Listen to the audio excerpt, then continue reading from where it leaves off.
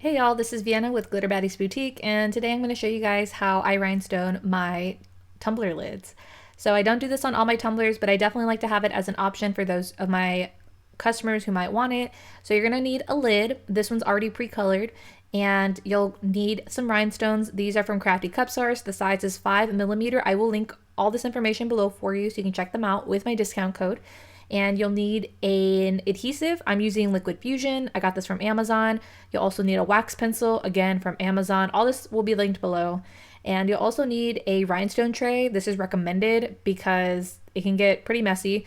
And you'll also need something to sand your lid with. I'm using an 80 grit sanding sponge. You can get these at Amazon or any hardware store. So to start off, you're gonna go ahead and buff your lid out. I already did that beforehand, but I'm just showing you again. And then you're gonna go ahead and clean your lid with rubbing alcohol. I use 98%, and if your lid is not colored like mine, and if it's clear, go ahead and after you clean it, go ahead and paint your lid to match the rhinestones that you're gonna be using. That's what I would recommend. It makes it a lot easier and it looks a lot more finessed. So after that, go ahead and pour some rhinestones into your little rhinestone tray. It's going to help keep all your rhinestones in one place instead of going all over the place. And then I'm going to grab my Liquid Fusion and start applying it to the rim of my tumbler. The rim is not necessary, but if you want to do it, go ahead and do that part first. It's what I would recommend. And I'm going to go ahead and start spreading that around. If you're just starting out, I do recommend working in portions. So just apply your glue in smaller sections to start. And me personally, I don't like to have big clumps of glue, so I am trying to smooth this out as much as possible.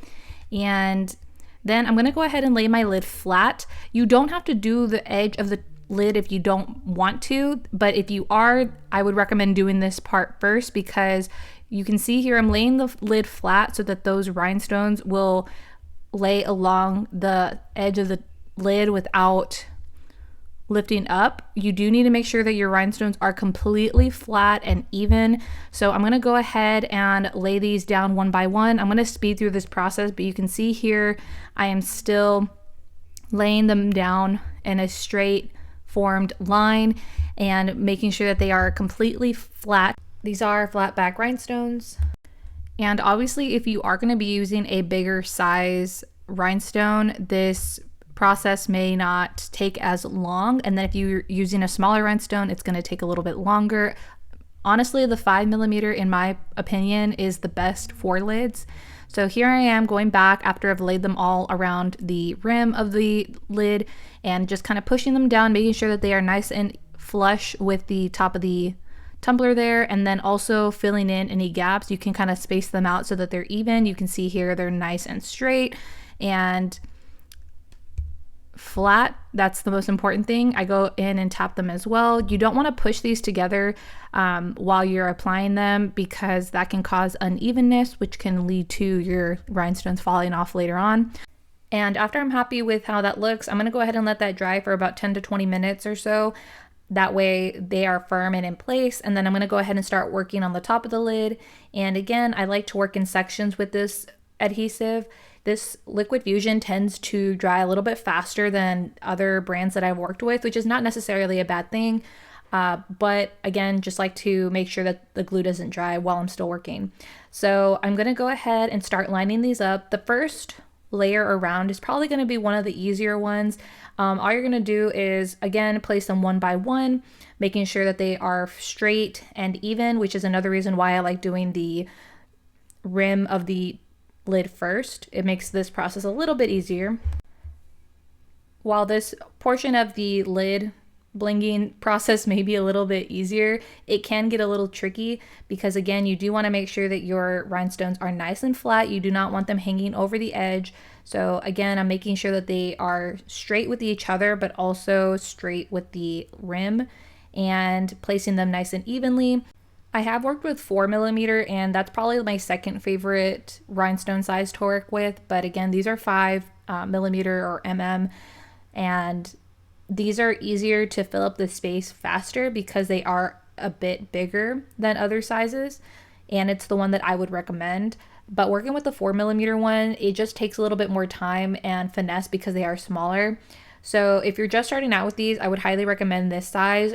I probably wouldn't want to go bigger. I have seen creators use bigger rhinestones, and if that's the look you're going for, totally okay, but it's just not the look I would want to go for. So totally personal preference, but I think this is the absolute perfect size.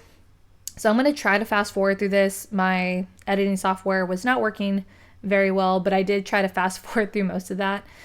So I went ahead all the way around the rim the first time, let it dry again for like 10 to 20 minutes or so until they're nice and firm and in place. And then on the second one, I went ahead and laid down my liquid fusion all the way around because this process is going to start speeding up from here. And it's kind of hard to tell, but I'm not placing them directly in front of the first layer of rhinestones. I'm kind of placing them in between two of the rhinestones on the first layer. This is called the honeycomb effect. It's the best way to get a fuller coverage and make sure that you aren't creating any big gaps in between your rhinestones. It's probably one of my favorite methods. I had been on live on TikToks when I very first started doing rhinestones, and I had people telling me to do that, but I didn't know what they were talking about until I did a little bit of research on my own. But definitely recommend this process. You can definitely line them up one for one, but as you can see here, I'm zoomed in a little bit. You can see that again, they're not lined up one for one. They are lined up in between two of the rhinestones from the previous layer. And I repeat that process throughout the whole tumbler. You don't have to wait for each layer to dry.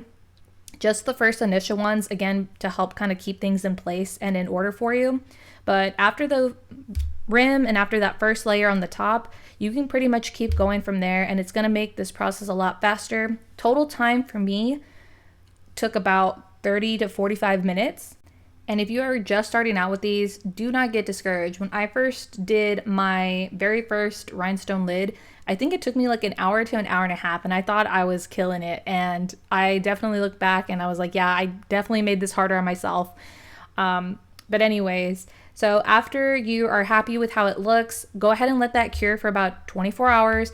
And then here it is the next day. I'm gonna go ahead and wash off the rhinestone. This doesn't only test if there's any areas that are gonna lift, but it also helps clean off any excess glue that you might have on the lid still. So gonna go ahead and wash that up nice and clean, rinse it off and dry it up, and you're pretty much good to go from there.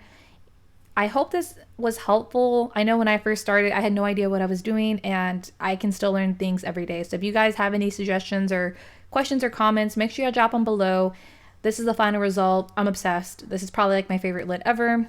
And if you haven't done so already, make sure y'all hit the subscribe button so y'all can get notified anytime I post a new tutorial. Check out my Facebook group for some supportive and amazing people who are willing to help you out. Check me out on social media for more of my work, and thank you guys so much for watching.